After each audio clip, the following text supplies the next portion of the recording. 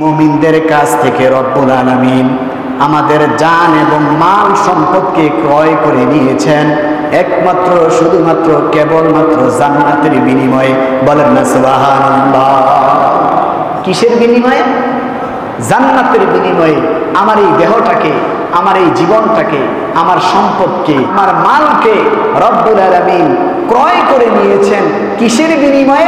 জান্নাতের বিনিময়ে। বলেন সুবহানাল্লাহ।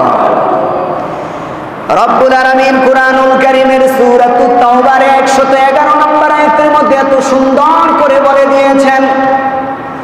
রব্বুল আলামিন বলেন, ইন্নাল্লাহা আশতারা মিনাল মুমিনিনা আনফুসাহুম ওয়া আমওয়ালাহুম বিআন্না লাহুমুল জান্নাহ।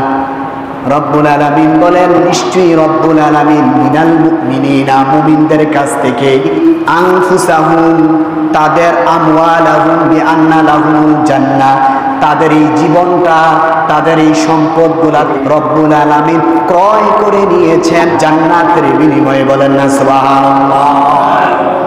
তারপরে রব্বুল আলামিন বলেন, ইউকাতিলুনা ফি সাবিলিল্লাহি ফায়াকতুলুনা ওয়া ইউকতালুন।